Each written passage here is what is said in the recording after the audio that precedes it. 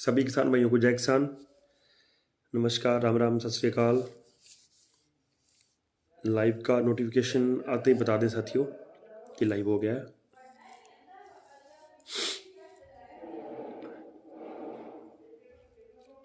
Ji thank you शीलू ji.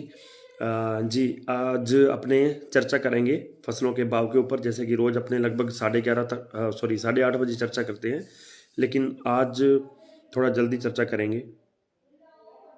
Ji live हो गया है। जी जी थैंक यू सतेंद्र जी।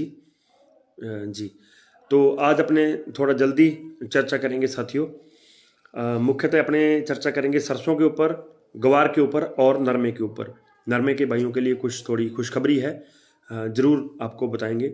सबसे पहले अपने बात करते हैं सरसों की। सरसों की जैसे मैंने रात बताया था कि सरसों अब बहुत कम लोगों के पास बची है। ऑनेस्टली बताऊं तो बची ही नहीं है, किसानों के पास बहुत कम बची है। या तो जो थोड़े बड़े किसान उनके पास बची है, और या फिर जो ट्रेडर्स लोग हैं उनके पास बची है।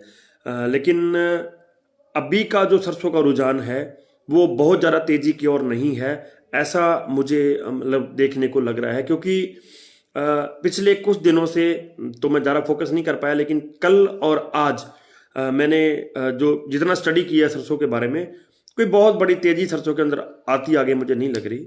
उसका बहुत बड़ा कारण है, एक तो उसका कारण है सोयाबीन का, क्योंकि सोयाबीन का दबाव बराबर सरसों के ऊपर बना आ रहा है। दूसरा मूंगफली का जो दबाव है वो भी सरसों के ऊपर बराबर जो है वो बना आ रहा है साथियों। दो चीजें ये होगी। तीसरा और जो मुख्य दबाव है वो सरसों के ऊपर ये है कि सरसों की जो अगली फसल है उसके जो दिन है वो नजदीक आते जा रहे हैं। तो इन सब चीजों को देखते हुए अभी एक बार के लिए ऐसा लग रहा है कि सरसों के अंदर बहुत बड़ी जो है तेजी सरसों के अंदर नहीं आएगी। स्टेबिलिटी रह सकती है, भाव यहीं रुक सकता है।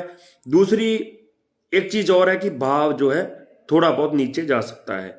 ऊपर इससे भाव जाना अभी एक बार के लिए जो है इम्पॉसिबल लग रहा है। लेकिन आज अगर बाजारों की बात करें तो आज सरसों का भाव जो है 80 से 100 रुपए काफी मंडियों के अंदर डाउन रहा है।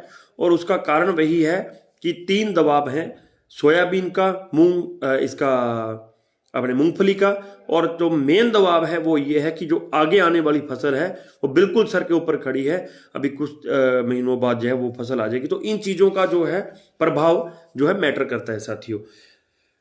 सरसों के अगर अपने भाव की बात करें तो आज कुछ मंडियों के भाव मेरे को मिले थे। विजयनगर के अंदर सरसों आज 7550 रुपए बिकी है। अनूपगढ़ के अंदर 7502 रुपए बिकी है। भरतपुर के अंदर 7870 रुपए। कैथल के अंदर 7890। दिल्ली के अंदर 8040। सिरसा के अंदर 7605। अलवर के अंदर 8950। आदमपुर के अंदर 7470। सलोनी के अंदर 9050। सलोनी का भाव भी अप डाउन आ गया है, क्योंकि पहले 9300 रुपए एक बार सलोनी का भाव पहुंच गया, तो सलोनी का भाव भी जो है वो डाउन आ गया है।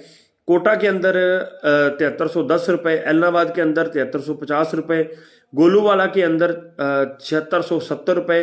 टोंक के अंदर 8340 रुपए। और बीकानेर के अंदर जो है 7310 रुपए सरसों का जो है वो भाव रहा है साथियों।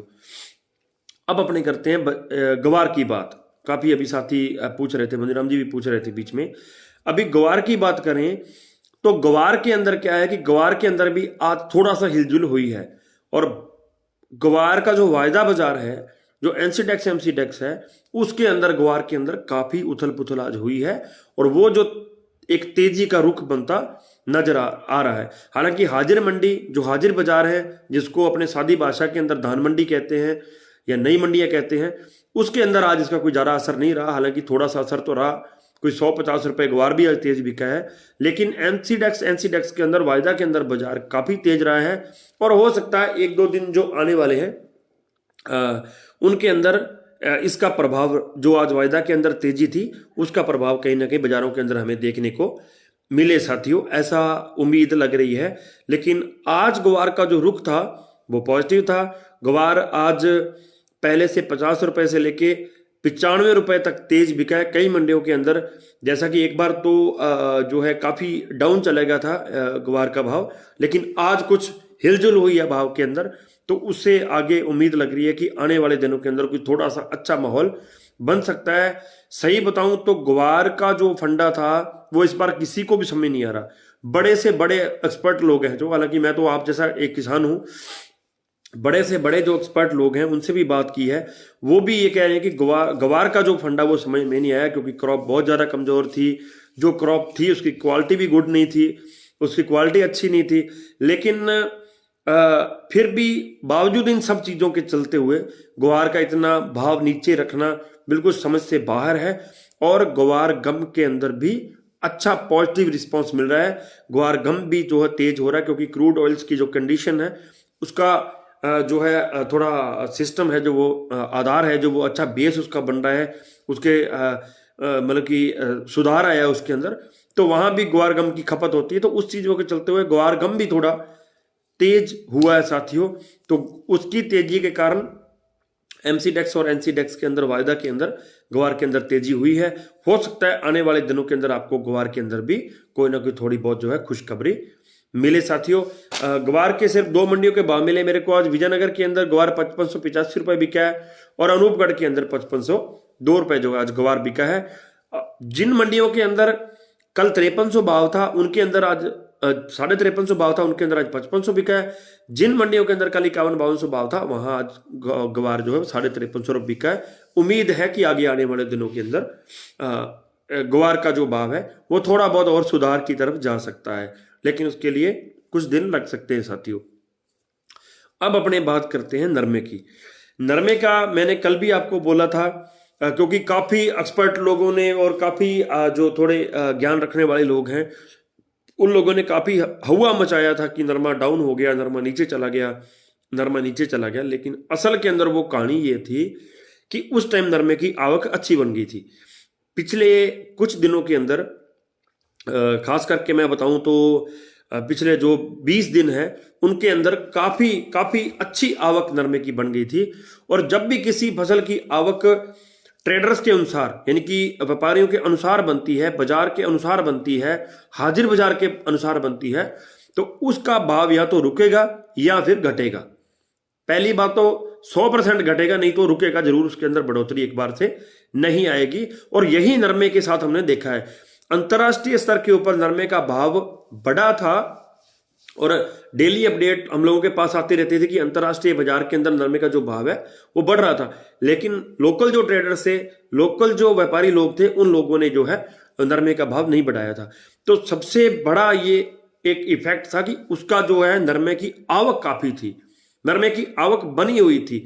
असल के अंदर नरमे की जो आवक थी, नरमे की आवक ने जी शुक्रिया विनोद जी, नरमे की आवक ने जो है रेट को रोका था। अब क्या हुआ, 2 दिन से ये जो नया हफ्ता आया, अभी जो सोमवार और आज का जो मंगलवार था, इसके अंदर गिरावट आई है नरमे के अंदर।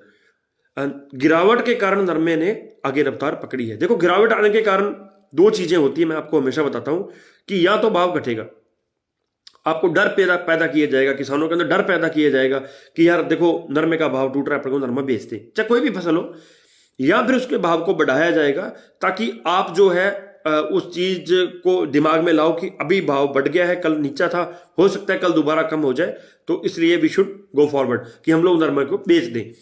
तो 2 चीजें थी उसके अंदर, ये सेकंड पॉइंट है।